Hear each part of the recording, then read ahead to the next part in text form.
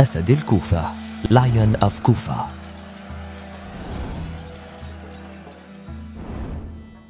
अस्सलाम वालेकुम दोस्तों, जब भी करबला का जिक्र आता है तो कूफा का जिक्र भी जरूर होता है। ये शहर तारीखी मकामात से बड़ा हुआ है, जहां इस्लाम की मुकद्दस मसाजिद में से एक मस्जिद भी मौजूद है।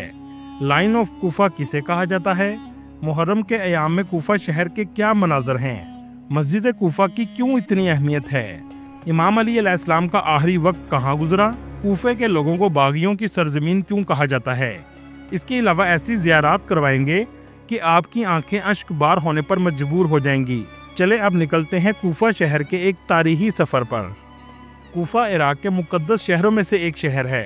खास तौर पर शिया ज़ायरीन बड़ी तादाद में इस शहर में ज़ियारत के लिए आते हैं, जिसकी सबसे बड़ी वजह मस्जिद कूफा है, जो इस्लाम की 5 मुकद्दस मसाजिद में से एक है। कूफा मुसलमानों के लिए इसलिए भी मुकद्दस है कि हज़रत अली अलैहिस्सलाम ने अपने खिलाफत के 4 साल इसी शहर में गुजारे हैं और इसे इस्लाम का दारुल हुकूमत भी बनाया।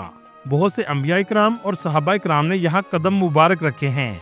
कूफा शहर को बागियों का शहर भी कहा जाता है, क्योंकि हज़रत इमाम हुसैन अलैहिस्सलाम को यहाँ के लोगों ने खतूत लिखे और यहाँ आने की दावत दी। लेकिन आपके यहाँ आने के बाद बहुत से कूफा के लोगों ने आपका साथ नहीं दिया। इसी वजह से कूफा शहर को बागियों का शहर भी कहा जाता है। दोस्तों, लाइन ऑफ कूफा मुस्लिम बिन अकील को कहा जाता है। ऐसा क्यों कहा जाता है, आगे हम आपको वीडियो में बताएंगे। कूफा शहर की कुल आबादी 2,30,000 के करीब है। इस शहर का कुल रकबा 550 मुरबा किलोमीटर है। इसे नजफ शहर का जुड़वा शहर भी कहा जाता है, क्योंकि ये नजफ से सिर्फ 5.5 किलोमीटर के फासले पर है, जबकि करबला से 75 किलोमीटर के फासले पर और बगदाद से 172 किलोमीटर के फासले पर वाक़या है। कूफा इराक के वस्त में दरिया फरात के किनारे वाक़या है। 638 ईस्वी में इस शहर को इस्लाम के दूसरे खलीफा हज़रत उमर बिन हत्ताब रज़ी अल्लाह तआला अन्हो के दौर में फ़ौजी अड्डे के तौर पर कायम किया। कूफा की बुनियाद हज़रत साद बिन अबी वक़ास रज़ी अल्लाह तआला अन्हो ने जंग कुदसिया के बाद रखी थी, ताकि इराक में मौजूद मुसलमानों की हिफाजत की जा सके। इस छावनी की बदौलत इस्लाम ने बहुत सी फतूहात भी हासिल की। दोस्तों, क्या आप जानते हैं हज़रत मुस्लिम बिन अकील रज़ी अल्लाह तआला अन्हो को लाइन ऑफ कूफा भी कहा जाता है, क्योंकि इसकी वजह हिम्मत, वफादारी और अल्लाह पर यकीन है।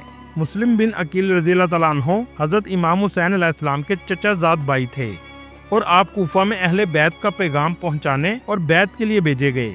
ये नहायत नाजुक और खतरनाक जिम्मेदारी थी, जिसे सिर्फ ऐसा शख्स ही अंजाम दे सकता था जो बेमिसाल वफादार और बाहिम्मत हो।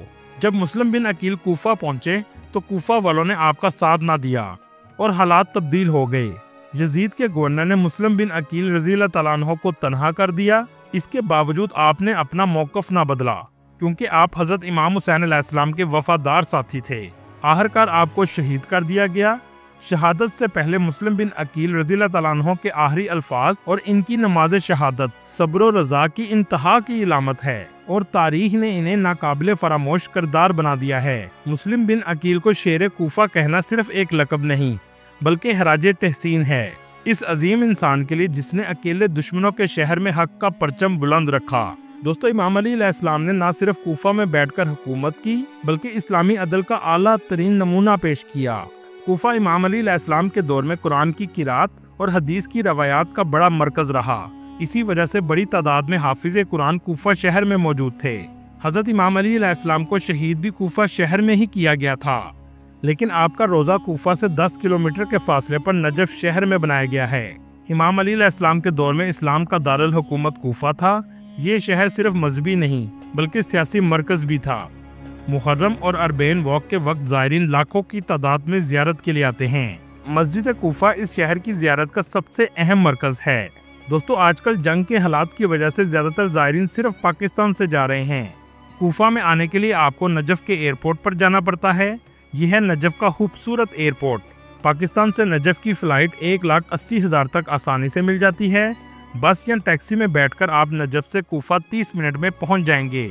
रास्ते में आपको कुमैल इब्न ज़ियाद रज़ी अल्लाह तआला अन्हो का मज़ार भी नज़र आएगा, जो हज़रत अली अलैहिस्सलाम के सबसे वफादार साथियों में से एक थे, जिनको अहले बैत से मोहब्बत की वजह से शहीद कर दिया गया। आपका मज़ार नजफ में मौजूद है। बस या गाड़ी आपको मस्जिद से कुछ फासले पर उतार देगी, जिसके बाद आप बाजार से चलते हुए मस्जिद कूफा तक पहुंच जाएंगे। इस मस्जिद की अहमियत का अंदाज़ा आपको ज़ियारत के बाद हो जाएगा।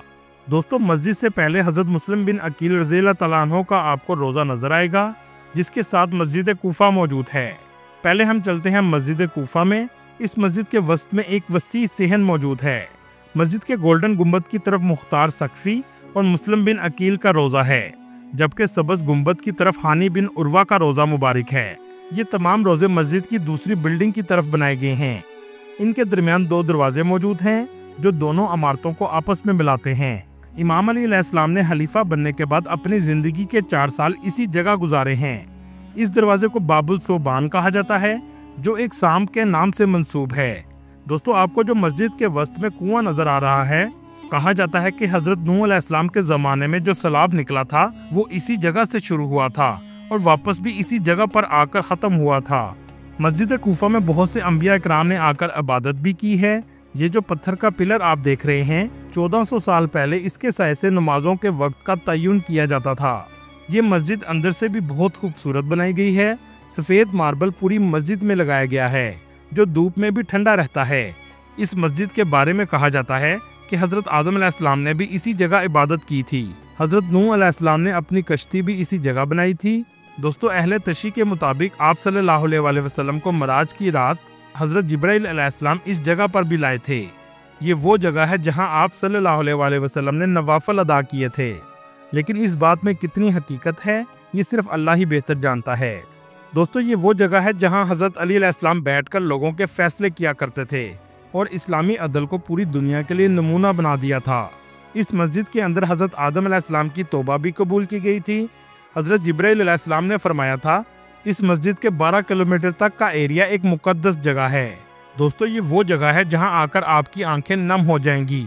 हज़रत इमाम अली अलैहिस्सलाम का मुकाबला दुश्मन नहीं कर सकते थे, जिसकी वजह से आपके दुश्मनों ने फजर की नमाज का इंतज़ार किया ताकि नमाज की हालत में इमाम अली अलैहिस्सलाम पर हमला कर सकें। ये वही जगह है जहां इमाम अली अलैहिस्सलाम को तलवार से ज़रब लगाई गई थी और आप उस वक्त सजदे की हालत में थे।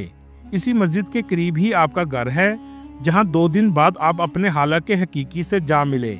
बहुत से लोग इस जगह आकर नवाफल अदा करते हैं और तारीख को याद करते हुए गमज़दा हो जाते हैं। इस मस्जिद में हज़रत इब्राहीम अलैहिस्सलाम का मकाम भी मौजूद है। इसके अलावा हज़रत हिज़र अलैहिस्सलाम के मकाम की भी निशानदही की गई है। दोस्तों ये है मुस्लिम बिन अकील रज़ियल्लाहु तआला अन्हु का रोज़ा मुबारक, जिनको कूफे का शेर कहा जाता है। इनका रोज़ा भी बहुत खूबसूरत बनाया गया है। शीशे से नक्शो नगार का काम बहुत ज़्यादा किया गया है। औरतों की ज़ियारत के लिए अलग पर्दा भी लगाया गया है। बहुत से अकीदामंद लोग यहाँ आकर सलाम पेश करते हैं, क्योंकि इन्होंने बहादुरी, वफादारी और जुर्रत की मिसाल कायम की है। इनके रोज़े के साथ ही एक और ज़ियारत मौजूद है जो बिल्कुल इसके सामने बनाई गई है, जिनका नाम हानी बिन उर्वा रज़ियल्लाहु तआला अन्हु है। हर एक रोज़े को बहुत खूबसूरती से सजाया गया है। एक से बढ़कर एक नक्शो नगार का काम आपको देखने को मिलेगा। मुस्लिम बिन अकील रज़ियल्लाहु तआला अन्हु जब कूफा आए थे तो आपने हानी बिन उर्वा के घर में ही क़याम किया था। दोस्तों कूफा की मस्जिद से निकलते ही आपको एक रोज़ा नजर आएगा। हज़रत बीबी फातिमा सलामुल्लाह अलैहा जब वफ़ात पा गईं तो मौला अली अलैहिस्सलाम ने और भी शादियाँ की, जिनमें एक उम्मुल बनीन सलामुल्लाह अलैहा का रोज़ा भी इसी जगह। मस्जिद कूफा से सीधा रास्ता एक और मज़ार की तरफ जाता है। ये मज़ार हज़रत मैसम रज़ियल्लाहु तआला अन्हु का बनाया गया है। इनका रोज़ा भी अंदर से बहुत शानदार बनाया गया है। इनका पूरा नाम हज़रत मैसम बिन याहिया तम्मार रज़ियल्लाहु तआला अन्हु है।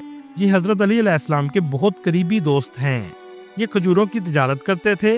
मौला अली अलैहिस्सलाम अक्सर इनकी दुकान पर आकर तशरीफ़ रखा करते थे। एक खजूर के दरख्त को देखकर शेर खुदा हज़रत अली अलैहिस्सलाम ने फरमाया, ए मैसम, जालिम एक दिन तुम्हें इसी दरख्त से बांधकर शहीद करेंगे। इसकी वजह यह थी कि जब हज़रत अली अलैहिस्सलाम को हारजियों ने शहीद किया तो इसके बाद हज़रत मैसम रज़ियल्लाहु तआला अन्हु लोगों को इमाम अली अलैहिस्सलाम की शान बयान किया करते थे, लेकिन दुश्मनों को ये बात हजम नहीं हुई थी। फिर हज़रत मैसम रज़ियल्लाहु तआला अन्हु को कैद किया और इसके बाद उसी खजूर के दरख्त से बांध दिया और आपको भी शहीद कर दिया। दोस्तों आपको सुनकर हैरानी होगी कि हज़रत मैसम रज़ियल्लाहु तआला अन्हु को जिस दरख्त के बारे में हज़रत अली अलैहिस्सलाम ने बताया था, आप रोज़ाना उसे पानी दिया करते थे ताकि वो सरसब्ज रहे। ये था आपका अल्लाह पर तवक्कल और अकीदा। चलें अब आपको यहाँ से लेकर चलते हैं शेर खुदा मौला अली अलैहिस्सलाम की रहाइश पर, जो मस्जिद कूफा के बिल्कुल करीब वाक़या है।